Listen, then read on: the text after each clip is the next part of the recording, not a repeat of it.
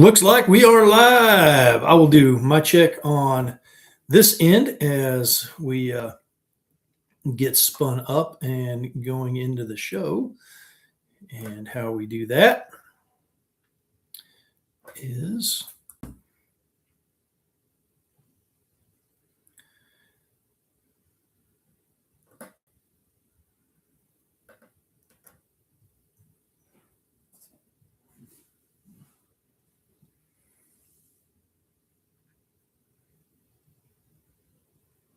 no, that's an old one. Where are we?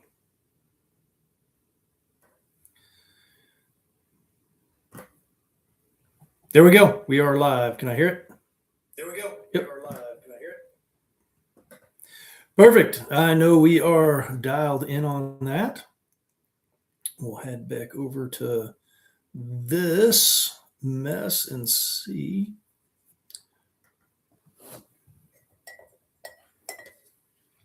Okay, we are up and running. Good morning, everyone. It is Friday, May 22nd. My name is Tom Davis, Thomas E. Davis, as you'll see me on the ballot. And this is the ground truth from TN4. We'll go over some goings on this week. We'll talk a little bit about next week upcoming events, schedules, calendars, where we'll be, where we can meet. And currently, this channel is my campaign platform, live stream for my congressional run in Tennessee's 4th Congressional District. I appreciate you watching this whenever you decide to tune in at it. I know for some of us, this may not be an ideal time, but it's never going to be ideal for everybody. So this is what's kind of been working and where we've established. So we'll keep doing it, at least for now.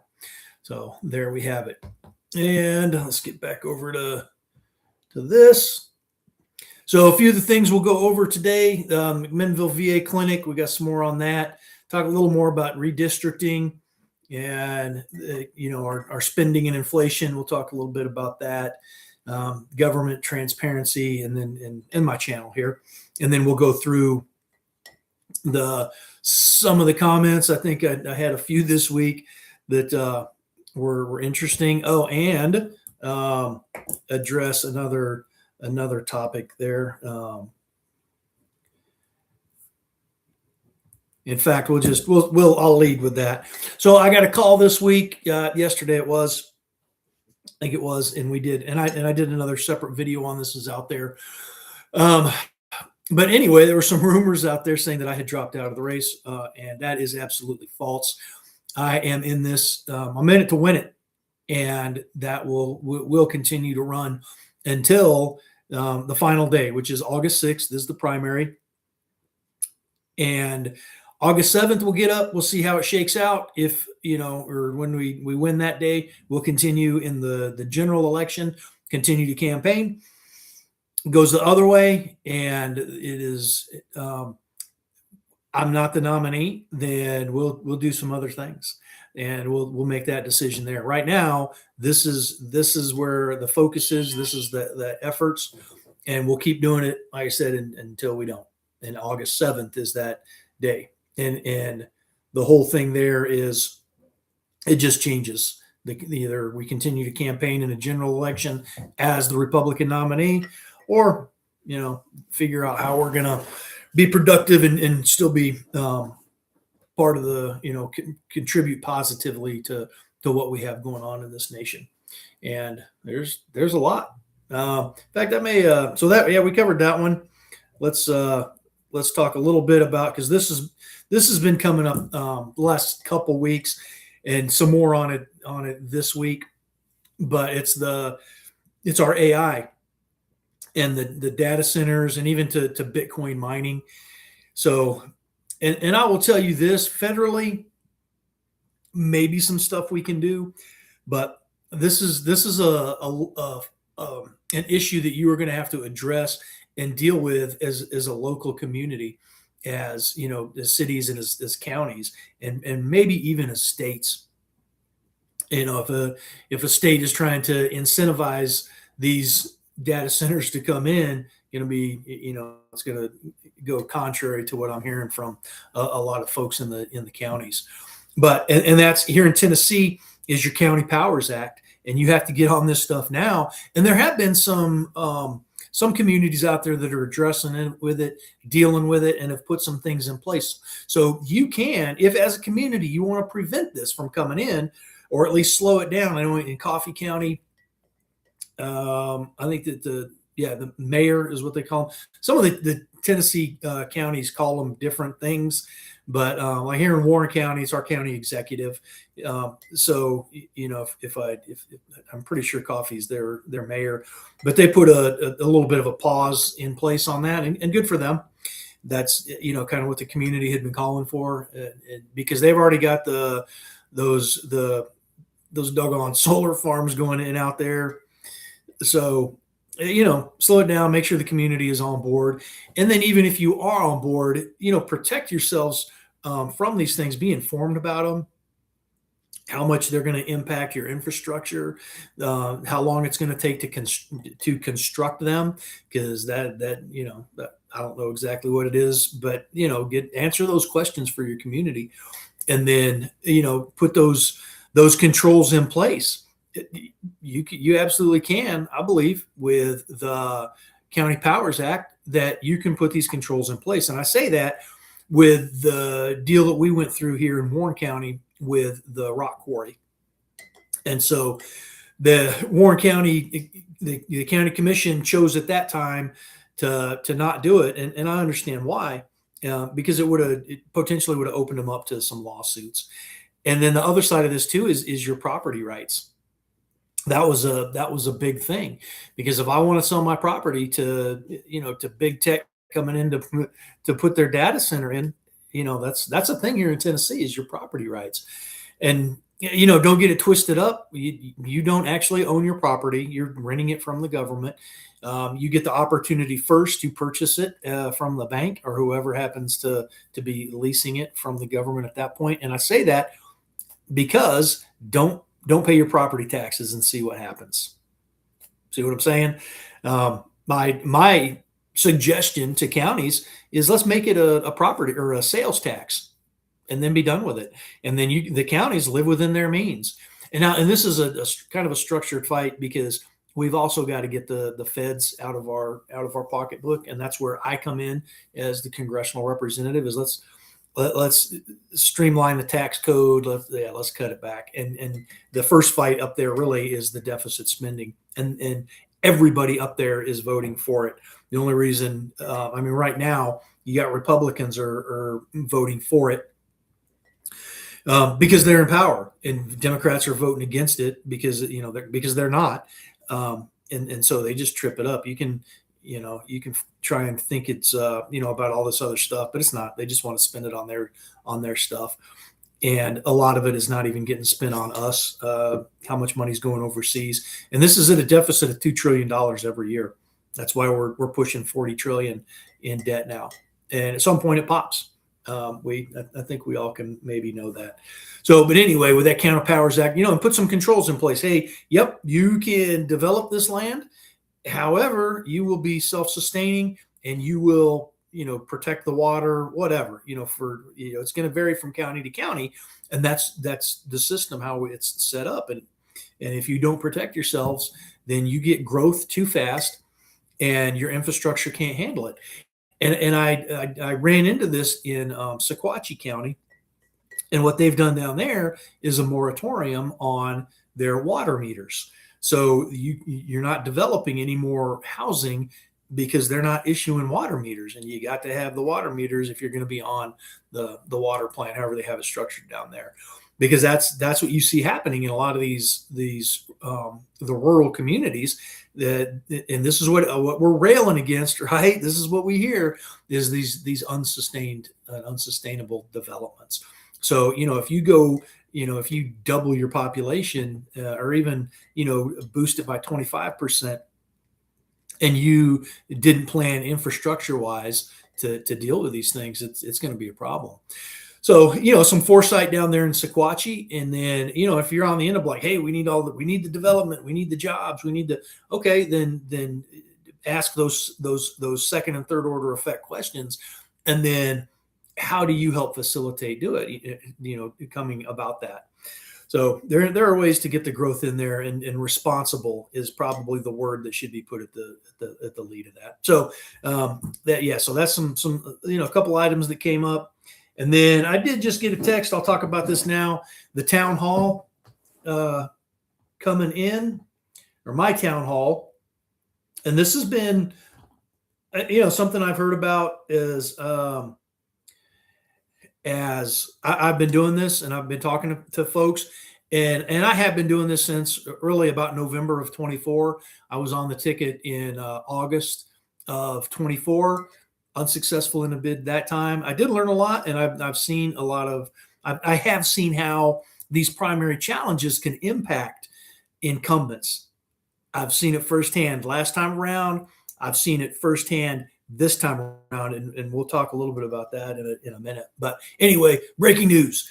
Looks like as of right now, today is my cutoff day for the town hall, which is on June 20th, and that is from 9 o'clock in the a.m. until we'll wrap up probably at about 12:30.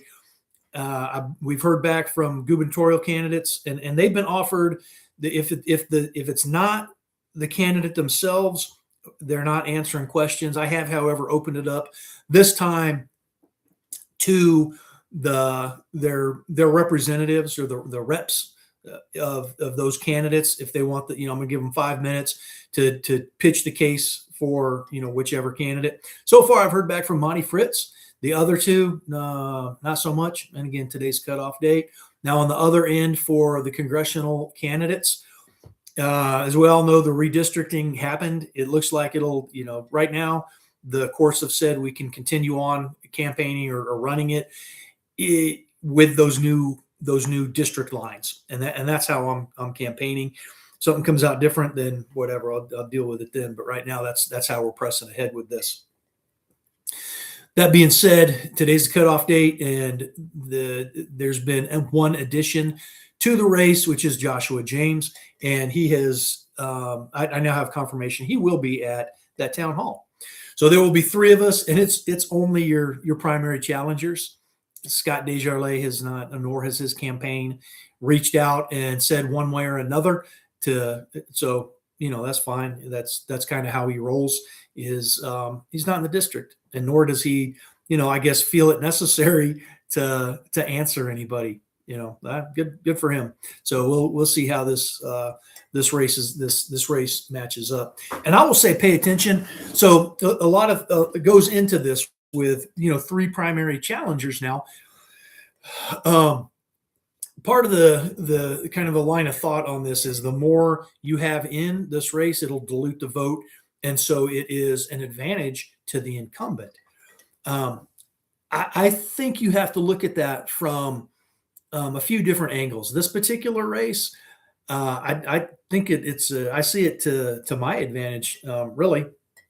And again, I've been in the district since about November of 24. I stopped campaigning from that August until November, and then and really have kept doing it. And again, it's because of how we're being represented, and our incumbent, Congressman Scott Desjardins, is I am not a fan of the work he's doing up there. So I think it's on us to fire him. So without kind of really dogging on him personally, we can talk about votes and some of that. So back to that. So that town hall, the 20th of June, 9 a.m. to 1 p.m. or about 12:30 p.m. The times may change up a little bit.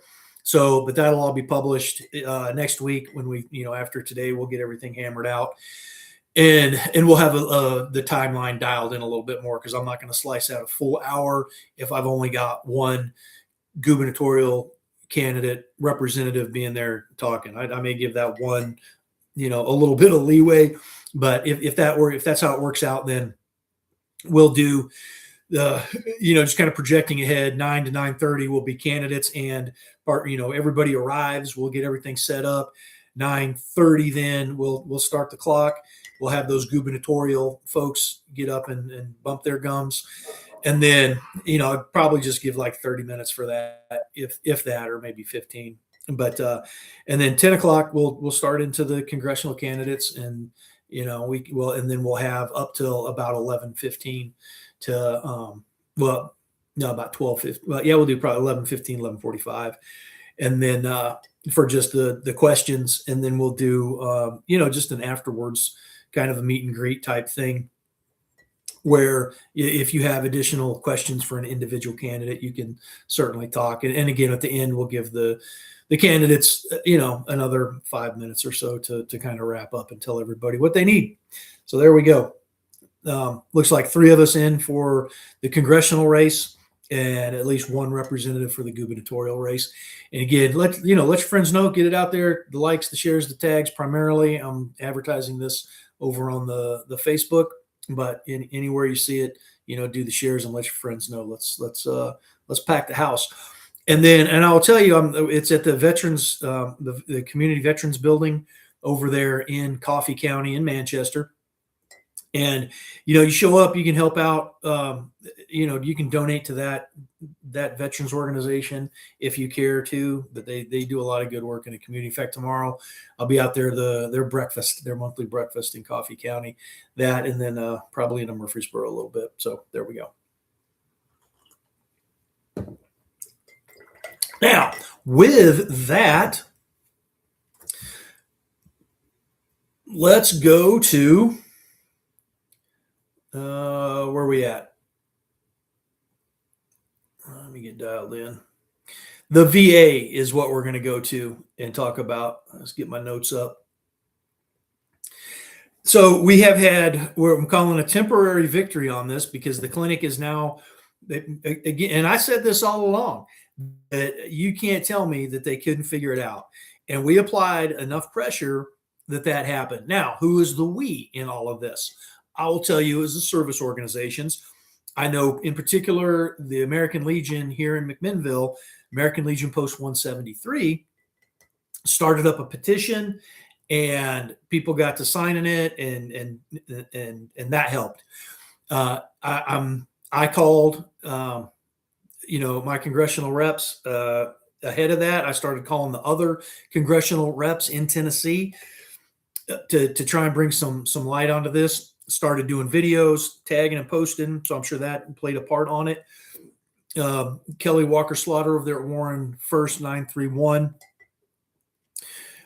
She was the first one on this, really, and she did the initial town hall over at the 3-Star Mall, which I was on the panel. She called me to be a part of that, and I was honored to have done so, and was happy to participate, because this was if you're not read in, this was kind of a last minute deal, bombshell that they dropped on the veterans here in Warren County and surrounding counties, because it has this 1,700 or 1,870 veterans was the number that the VA had on their website, saying that's how many veterans were being receiving care at this clinic. So that you start kind of extrapolating that out, it's a lot of folks.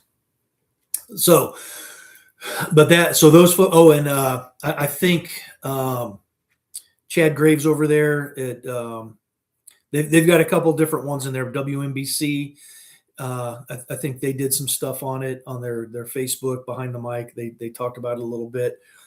Some folks getting on, radio stations, I'm sure were out there. And then, outside, I went myself talking to veterans organizations, kind of some of the surrounding ones, asking for some help to make some calls. So it was, I believe that it was that pressure applied to our representatives in an election year that prompted them to at least kick the can for us, right? They gets them through election season. And so we have to stay engaged on this, and we have to keep the calls and asking, like, what are you doing to fix this? A little rundown real quick. Our representative here in Tennessee's 4th Congressional District, he threw up his hands. One, he said, I didn't know. And then and I haven't heard any fixes within him as the representative and within the office. Cause I understand there's a lot of people and a lot of things involved in this office, but you have a staff in place that, I'm sure somebody was like, hey, the VA person who handles the VA. And I'm not suggesting necessarily that somebody get fired, but you got caught unawares with this, and that's unacceptable, especially when you're on the Armed Services Committee, right? Yeah, bad look. Um, so that leads me to believe, like, all right, what else are you not on top of? And it's my guess is it's a lot. They just you got caught on this one is what it comes down to. And then the memo he wrote just threw his hands up and said, "Oh my gosh, I didn't know, and wasn't even a harshly worded letter over to the Secretary of the VA and just asked the questions. Hey, I just want to know what happened. No, that's the wrong answer. How about you do some digging and fighting like Congressman John Rose did, not even in his district, and he put his staff to work figuring out how to fix it. Where's the money? Where's the deals? Because if you were at that town hall or if you've watched it, all the VA did was like, we don't know, it's the law, and kept like, you should know that you're running for Congress. Yeah, and I'm telling you, there were ways to keep it open. Boom, this is how it was done. We applied the pressure, and they kept it open. But so so Congressman Rose took up the lead on it. Congressman Desjardins then did jump on board as a secondary. Hey, at least you're doing that. And then now he's running around doing the damage control for his, him as a candidate now, trying to say that he, all these conversations and yada yada, which and maybe he did. I don't expect that. So he's just going to come out and lie. But it was after some prompting and after this got to be such a big deal. Like I said, he's unengaged in the district. He's lost in the sauce. So, and to the point that, and it's up to us to keep our representatives engaged. And this is how we do it. We stay engaged and on top of these issues. And I wouldn't expect us to know that this organization, Valor Healthcare, that is managing 4 clinics here in Tennessee, that they've got this one clinic that is subpar performance that they're saying. And I don't even necessarily buy all of that, because you're going to get the same type of issues that we saw here in McMinnville. That's the whole reason I quit going to York in Murfreesboro, because every time you go in, you doggone, you see somebody different, somebody new. And I was, you can experience, why am I going to drive 45 minutes to Murfreesboro when I can experience that here, 15 or 20 minutes from my house. And I don't really have any complaints about the clinic there. Part of this is we as veterans, we have to advocate for ourselves. And there's, some stuff I'm like, hey, this is what I want, just put it in. And I understand their job, and like, hey, we don't know that you're going to get that, because I'm like, it doesn't matter. This is what I want. This is what I'm saying I need. Put it in because of, and my situation is a little different in that I'm a retiree and I have a service connection. But if I'm not covered in either of those, then okay, I pay out of pocket or I figure it out. But I don't need you telling me I can't, you can't. No, you can. The result is what we deal with. So we have to advocate for ourselves, and and I think that's with any type of insurance or whatever you're doing. And so, we can't. And in this case, we didn't just throw up our hands and be like, well, we have to, all right, I guess I'm driving to Murfreesboro. And then my ask for you guys, you veterans that are receiving your care there, if you've moved your primary care out to somewhere else, change it back. And you can do it. I know this because I have. I got the call from the VA, and I moved, I had my primary moved back to York. And then even after that meeting, then before it was open, I said, no, switch me back there. They're not taking appointments. Yeah, I don't care. Put me back in McMinnville. So I would ask you at least consider doing that. You're grown. You're grown adults. You figure out what's going to work best for you. But in order to facilitate this clinic staying open past the December and actually solving the problem, we're going to need people to stay, because that'll then be used against us. Look, everybody left anyway. We don't have the people. because I guarantee you there, whatever the reasons, the real reasons were behind the clinic closing, that they're going to try and figure out some other way to close it. So again, consider that, and we keep doing the things. We got to keep calling in, asking our rep, what are you doing now? What have you done this week to fix this problem? We've kicked the can. Great. Now let's solve the problem. So, so that's the VA. Like I said, don't believe what you're seeing, or at least go back and do your own research and look at how Congressman Desjardins has handled himself in this. The town hall. This is something, and to me, this is unforgivable. And he didn't even care. He just said, "Nope, you guys are on your own there in McMinnville. It's closing. Sorry about your luck. I'm going to North Dakota to talk about missiles." Are you kidding me right now? And he very well could have rescheduled with, General White up there. They're like, "Look, dude, I report to the people in Tennessee's 4th Congressional District, and I have an issue going on. I'm going to go handle that. Let's meet, whatever. The next day, I don't know. Maybe the general couldn't change his barbecue time or the tea time or whatever it is. They were North Dakota, so maybe they didn't have a tea time in March. I don't know. But, we can do a grill out or whatever on another day. And that's how that's how it would have worked with me. I'd have called that dude and told him we got to reschedule, because we're not talking about the missiles. I'm going to stay with the vets. And any general worth his salt is going to say, "Solid, go stand with your veterans and sort that out." So, but he chose not to. And to me, that's unexcusable and unforgivable. Yeah, maybe not unforgivable, but that's a bit of a stretch. But I don't think we can. It's not something it should be unforgettable about this. So that's the VA clinic, and we just stay engaged. Stay engaged. Now, like I said, for me in the district, let's stay engaged enough that we can preempt this. This should have been a non-issue if we knew this clinic was closing, and they knew. It just because our rep was not in the district and not interfacing with that agency well enough, didn't know.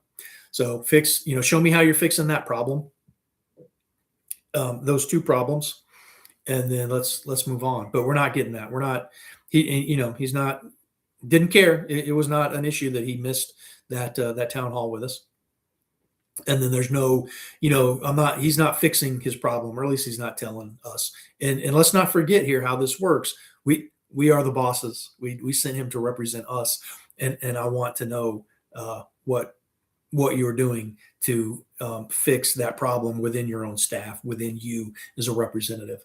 So that'll be calls, this week coming up to talk about that. So, all right, VA, that's where we're at on that. And the redistricting. So I have now, I was in Cannon County last night at their GOP meeting, and it was awesome. I just, I was not on the schedule to be on the mic. Natisha Brooks was, and they had her scheduled before the redistricting. And it was pretty short notice.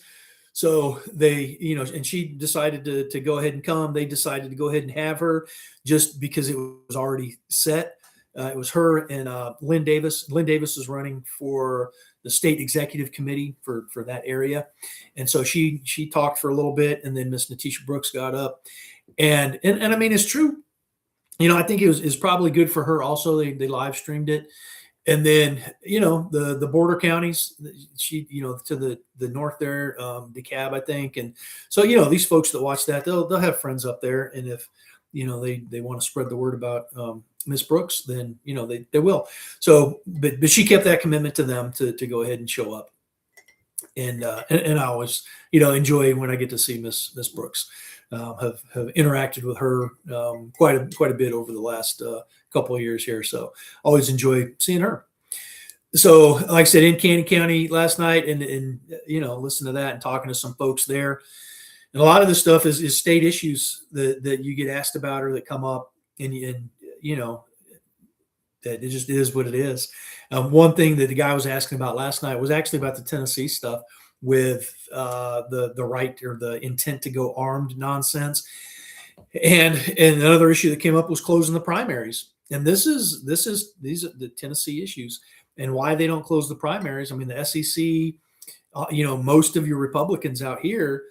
I don't know if the Democrats want it closed, but it doesn't even matter because we got this, super majority here in Tennessee with Republicans. I just, and I haven't heard an explanation as to why we're leaving it open, why we don't close the primaries. So, but that's a state thing. If that's again calls to these reps, calls to your state and those representatives in the General Assembly, and tell them you want it until we apply the pressure to them. And if they don't, throw out some primary challenges, get some people to run against them, and that as this is your candidate to really push and fight to close the primaries if that's your issue. And so. But so anyway, in Cannon County, that was some of the issues up there. I also went out to, I attended, and I think that was last week, one of the meetings in Van Buren County that they had a little town hall thing because they've got their issue they're struggling with or they're dealing with right now. I don't know. I don't want to say struggle, I guess, but an issue they're dealing with right now is in their industrial center. A data mining company is trying to drop some connexes to do a data mining operation. Some of the thought processes, and I heard it there, and then I also heard it when I was down in Sequatchie County, is that the setup being that, or the concern being that these data centers are like a gateway drug. Once you get to data centers, that opens the door, or once you get the Bitcoin mining, that opens the door to the data centers. I haven't gone down the trail on this enough to say yes or no on it.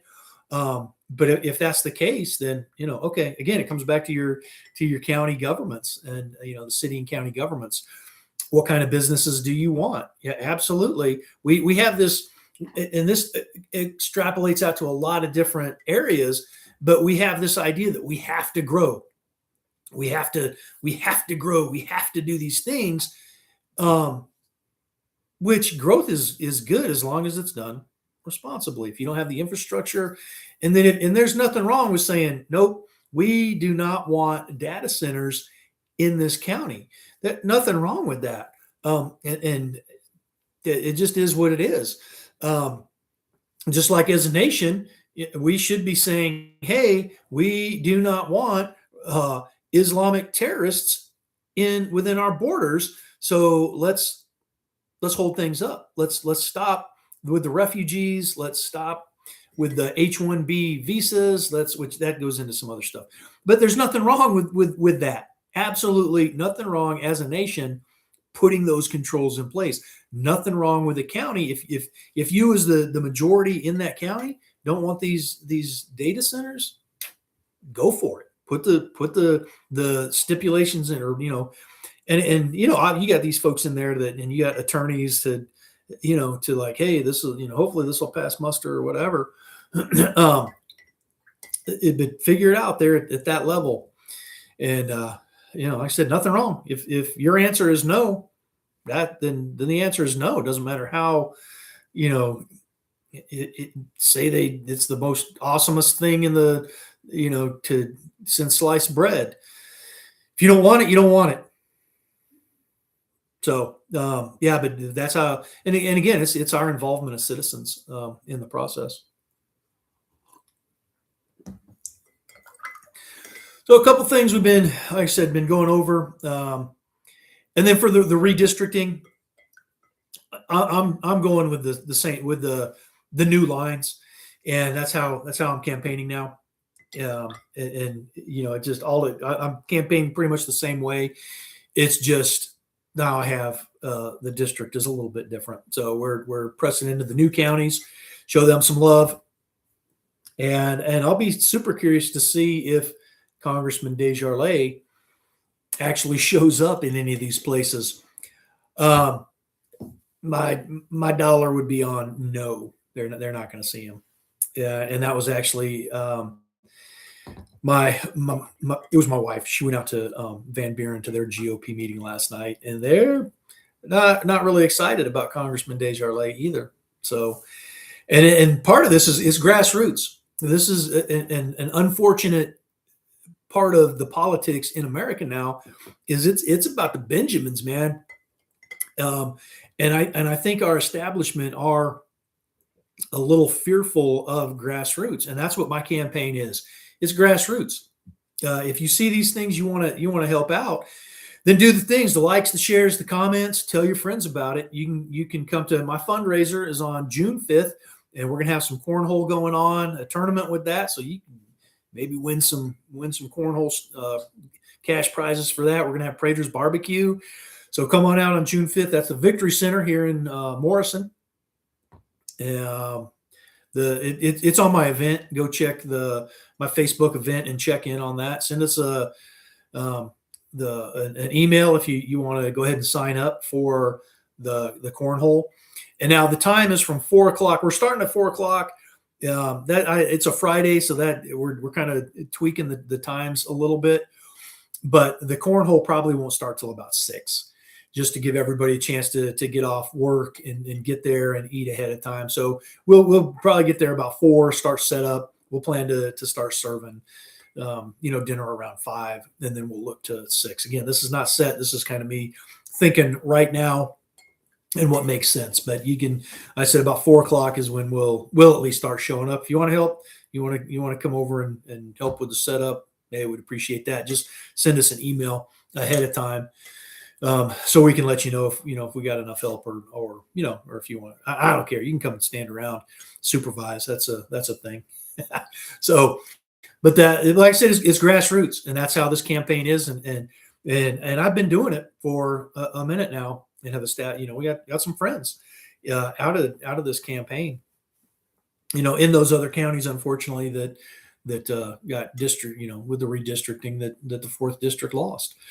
So, but I'll stay in touch with them, and it's still, we're still Tennesseans. We're all in this, together. So, maybe that helps out. We can get our reps doing some things together that maybe they wouldn't normally have done. So there we go.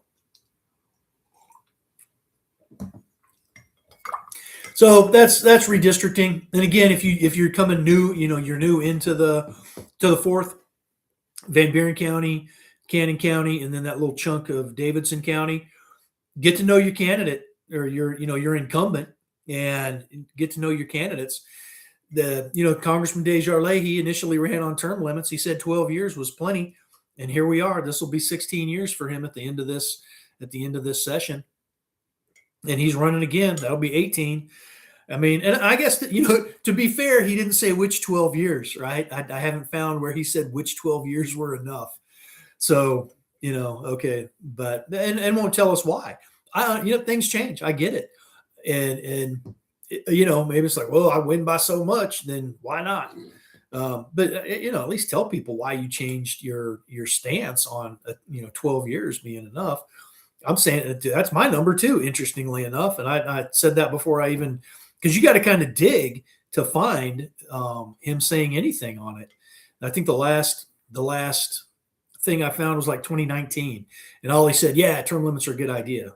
But and so then and that turns it into us as the citizens, as the voters, to show up in the primaries and hold career politicians to their word, because that's what we have now. We've got a career politician. He's going along to get along, doesn't do town halls. He votes, and this is some things that we don't. People, I shock people with this when I say he's voted yes, transgender affirming care in the military. Wait, no, he didn't. I got to check on that. Go check the National Defense Authorization Acts, and has voted time after time for it. And then he can play the game pretty well. I'll give him that too, because I saw it in action out in Pikeville. He's out there like, hey, look at us in the House. We got rid of the transgender affirming care in the military. Yay. But then didn't come back and tell us that it went over to the Senate The Senate stuffed it back in there. They reduced it a little bit, so now the kids can't get the transgender affirming care on taxpayer money, but adults and the military and the dependents can. What kind of trash is that? Set your ideology aside. That's not a taxpayer responsibility to fund an elective procedure. It isn't. But he didn't come back and be like, well, we tried. What we do get is, well, we got this thin majority, so we just and we see it now. They're sitting on their hands. In particular, over in the Senate right now, the SAVE Act. Like, what are you guys? Just stop the madness. And they like, well, the parliamentarian said this person that we picked and put in is dictating now what the Senate of the United States of America can and can't do. Oh, absolute nonsense. Spineless, gutless, weak. I can't even call them leaders. People in these positions that, yeah, it's just nonsense. This inaction we get in the Congress.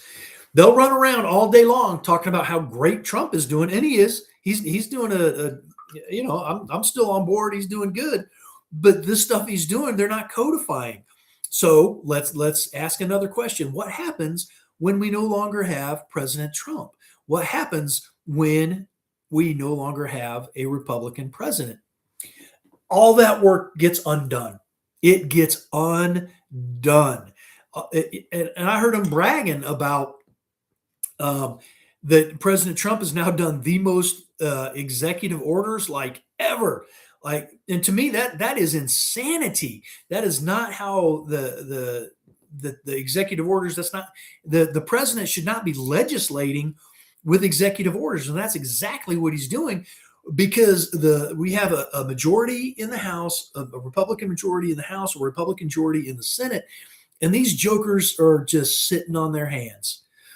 And like, well, the rules, right? Oh, over in the Senate, well, you got to have 60 votes to do the thing. No, you actually use your rules, run the dang filibuster, or get rid of it. Get rid of it. Adapt to the times.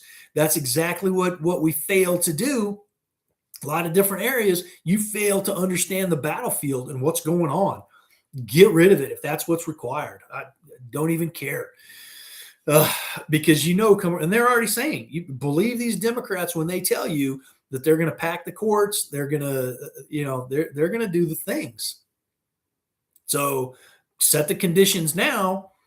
I maybe even the Republicans should be looking at, hey, let's add another. And I would say, what are we at? 9, add 3, make it 12. And then, because we're something I've talked about before, I won't go into here, but judicial tyranny. The judicial branch should not be legislating from the bench. That is not their job. So anyway, but that comes back to a Congress that is just sitting on their hands. It's ridiculous. They have done some things. So I may be a little over the top on it, but I don't think by much. That, like, again, the SAVE Act, Major Richard Starr Act. This is one I'll talk about because it's coming up now. And this is, and without trying to go into it, it deals with veterans retirement and disability. And right now, there's some stipulations, but until you get to 50% service connected, then if you're retired, it's an offset. So you're only going to get, so for example, real quick, say you're getting $100 in retirement and you're getting $10 in compensation, and that compensation is a 10% rating. So what that means, you're still only going to get $100, but 10% of it is going to be counted as compensation, and you only get taxed on then 90%, so $90. And that, I mean, and those are just numbers. I didn't make those numbers up, but those are just numbers I used, not actual numbers that you would get for either retirement or the disability compensation.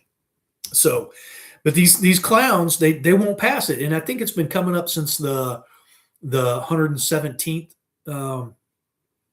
Congress, and then it's the 119th we're in now. So this is at least the I think the third session, and these clowns won't pass it. Absolutely ridiculous. So yeah, but stuff like that, sitting on their hands, not doing their jobs, legislation that actually matters.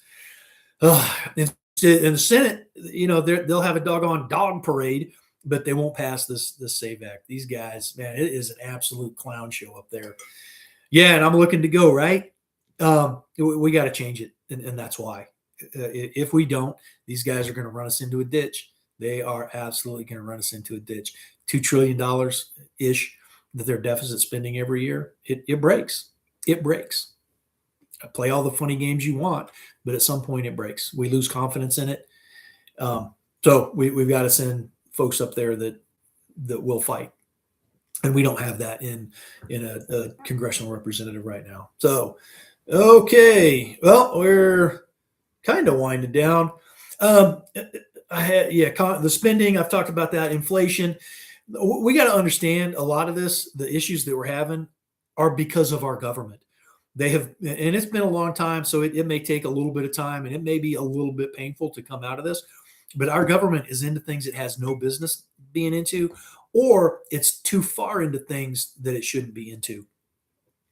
The biggest part of this, the inflation,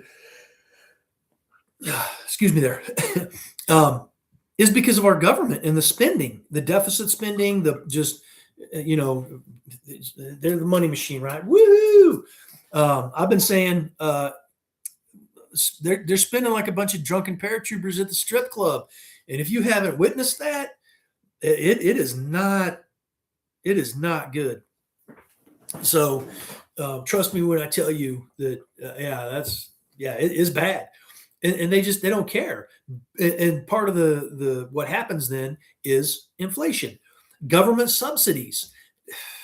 Stop with this mess, especially unconstitutional. And I will pick one thing, and beat me up on this if you want, but why is college tuition so high? Because the government subsidizes it. So then those colleges know that they can just start charging more, and then the government will just subsidize more. Look at any downturns in the market. It had zero impact on these colleges because we've been sold, oh my gosh, it's the American dream, right? You have to go to college. You have to get, these student loans, and then they're a horrible product as a loan. Absolutely horrible.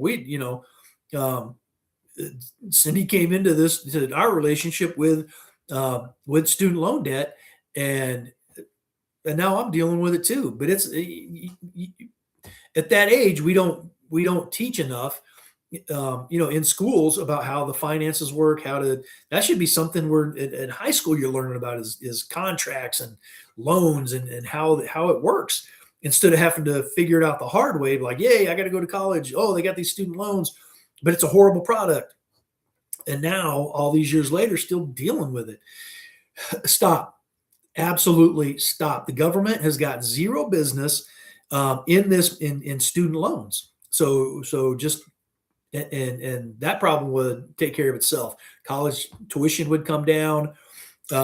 You may make them more competitive. At this point, even at almost any level, it is almost impossible to fire a teacher that's or professor that isn't performing. Ridiculous. So that's an example. Housing is another one.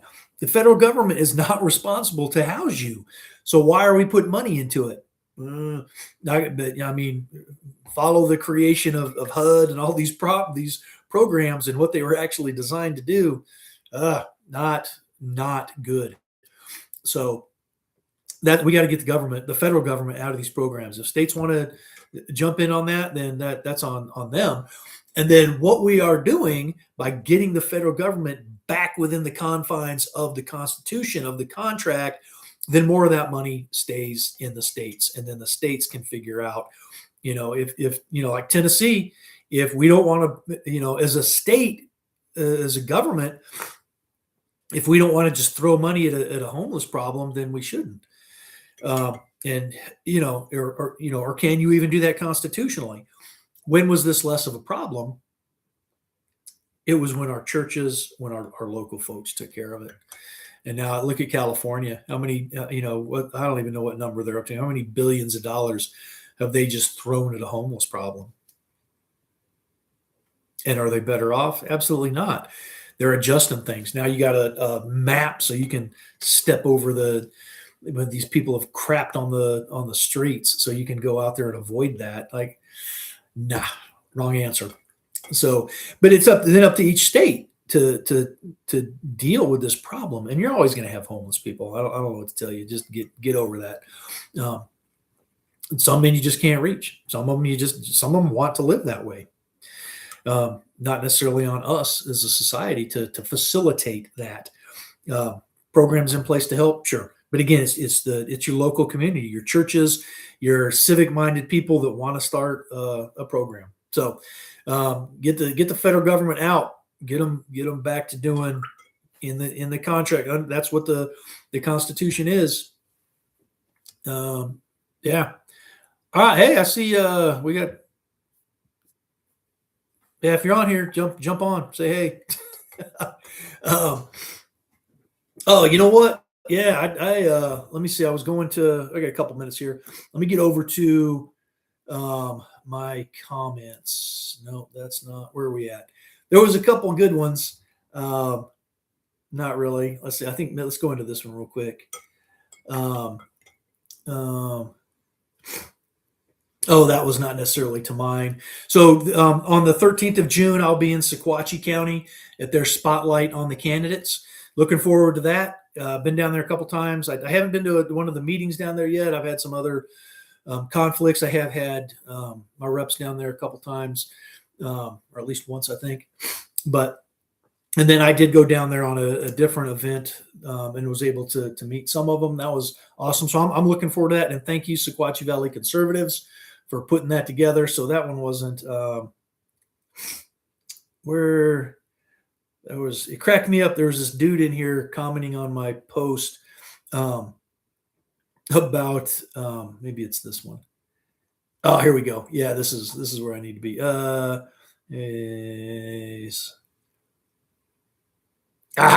Let's talk about this one, I think. Yeah. Oh, here we go. So this is my man Jack Parker, and I was just I started using AI a little bit to do some of my videos, and this was about actually it was a posting about my live stream. I thought it actually looked kind of cool. I don't know. I'm not AI's here. It's a thing, so I'm using it. It's a tool. So, but my man Jack Parker says, "Come on, sheeple, let's vote another corrupt corporate slave into office." And so I don't think I didn't reply to any of that. Oh yeah, I did. Said thanks for the comment. Actually wound up, and then I was replying to the where we got is it? Yeah, some of this. Well, let me show more replies. But so I just said thanks for the comment, and then he says screw you, crook. Like I don't know. Okay, dude. Jack may be a bot, and then I get this stuff, and they never show up on the live stream. I'll talk to you. Come on. This one. This was I did about a post about or video about the VA, and so Benin BB Sam Pagetti. If I messed that up, I apologize. But it says so HIPAA violations, lies, and harassment of our veterans and their families. And so my response, I said, and some of this stuff I don't get into, but some of it, it'll be hit and miss. But I replied to this when I said I use the McMinnville Clinic for my care and never experienced any of that. It's unfortunate that you have, and it is. If you've experienced that is truly unfortunate, and maybe that's where some of the complaints are coming from. But I said I have never experienced that. Is this? Oh, here's one. Let me see. Is this on this one? Oh yeah, it is. And this one was. This was about the VA clinic too, and this is my man Steve Durham popping up again, and he said a libertarian supporting government providing services. Look, government has a function, and part of the function and part of the contract is that we take care of our veterans. Am I libertarian? Yeah, I'd probably lean a little more that way. Small government is where I'm at. I'm not anti-government. they're instituted amongst men to take care of some things. Contractually, that's what our Constitution is. They have a job to do. It's when they get outside of the job that it's a problem. So he asked the question, and this is again, this is he's had some comments before, so I just said thanks for the comment. And then Jack Way coming up here. Hey, he says, good job, sir. Our small satellite clinics are important to older veterans. Saves them from long trips to larger VAs. I go to a small satellite clinic in Athens, Tennessee, that has been absolutely fantastic to have locally, without standing support personnel and doctors. I was traveling to Knoxville, Chattanooga, or Murfreesboro. There's more to this one. Many of the trips were in adverse weather conditions. Save our small clinics. They were put in place for a reason. Yeah, absolutely. And I did a like on that one. Thank you, sir, Jack Way, for coming in. And this is exactly that meeting that our congressman decided not to come to. That was the predominant age, and that was probably 65 or older. Is a lot of the Vietnam guys that were in there. And so it's a at my age, and if you don't have a problem with it, that's fine with the trips. But understand, there's a lot of vets out there, and that's part of that's part of the contract, is we take care of the veterans. So government does have a function, and we have probably this is the best setup that this planet has ever seen. We seem determined to ruin it by sending people that don't understand to Congress, and then we allow it. And I got asked that question too a couple weeks ago, I think it was. But what are you going to bring to the district? Well, what I'm going to bring to the district is a representative who actually reads the Constitution and will get the federal, or will work. I can't make the promise, but I will work tirelessly to get the federal government back within the confines of the contract, of the Constitution. So, and that's this mentality we have, is like, oh my gosh. And let's think about why we have that mentality. It's because all our taxes, or a ridiculous amount of our tax money, this is stuff, and this is money that we've earned, gets raked away from Tennessee, from the local government, taken to Nashville. And then you, as the rep, you're up there. Now your job is begging to get this money back. Horrible idea. It was not the design. So let's stop it. And that's how we do it, is reps that understand. And like I said, you hear this stuff about, oh my gosh, the experience up there.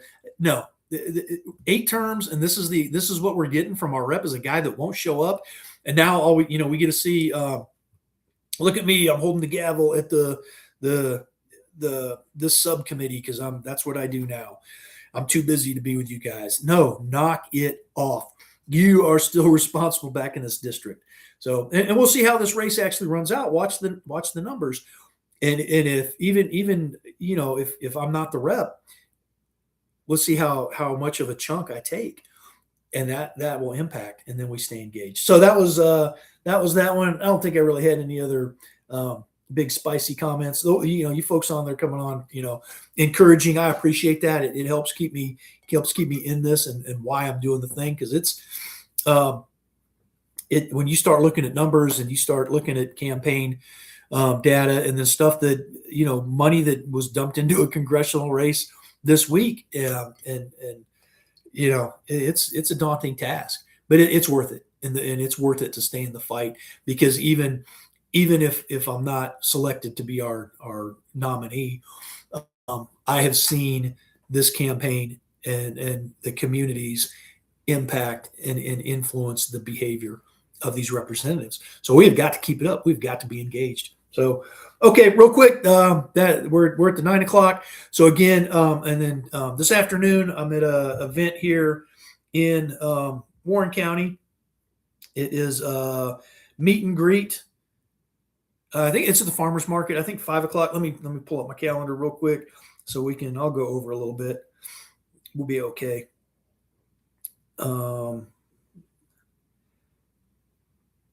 It is meet and greet. 5:30 is what I'm showing, and it is Showing 252 Line Street in McMinnville. Oh, it's the old Centertown Gym. There we go. Man, I was getting ready to go to the wrong spot. Glad we checked that. So the old Centertown Gym is where this is at. And this is a meet and greet for our Republican nominees for County Executive, Terry Bell, and our Republican nominee for Sheriff, Jackie Matheny. Both of those are incumbents. So I'll go out there and show support to those candidates. And I appreciate both of those guys and the work they do here in Warren County. So I'll go out and check out that. Tomorrow, I'll be in Coffee County at the Veterans Veterans Breakfast that those guys put on, VFW 10904, I believe it is. And then I may run into Rutherford County. We'll see. There's some Memorial Day, weekend events that are going on. So I'll probably go up there. And again, and this is Memorial Day. This is the weekend. Enjoy it, but take a minute and remember and pause and reflect of what this, one day out of the year that we put set aside to honor those that gave paid the ultimate price for our freedoms and gave their last full measure for the defense of our Constitution. So, as you're going through all this, absolutely enjoy it. I believe that any of those that did it would want you to honor them with a moment of that and then celebrate, that we are still a free-ish nation. A lot of work to do to keep it that way. Monday is Memorial Day. I will definitely be here in Warren County. 8:00 is the start time for the memorial ceremony that we put on at our airport, the Memorial Airport. I don't know exactly what I'll be doing yet. Typically, I'm with the Honor Guard, but I've done some other things. So, but I will be there as part of my VFW post, 5064 here in Warren County. And then, we're just going where we go. Tuesday I'll be at the Rutherford County GOP meeting, and that's at 6:00. Thursday I'm in Marion County. If you got something you want me to come to, or you think there's events out there, hey, just let us know. And other than that, I'm just kind of flying around, meeting people, shaking hands, handing out cards, doing the things. So there we go. Hey, if you made it even our extra 3 minutes here, or whatever time you put in on this, and whenever you're watching it, I appreciate it. I appreciate you being involved, paying attention to what's going on, and your consideration for your vote on August 6th. So with that, we'll wrap it up. We're looking like next week, the 29th. I will still go ahead and do that one. I'll be over in Pigeon Forge at the state convention for the VFW, but I will still plan to do that. I'll look at that schedule and make sure so be ready, but I'll try and keep the same time. Yeah, that'll be fine because I'll actually be an hour ahead over there. So perfect. So we'll be doing that one from the road and maybe a little bit of information on the state convention. So do the things if you would, the likes, the shares, the comments, share the friends, call a friend, and let's go. Let's get DC out of Tennessee. Till the next one, this will defend.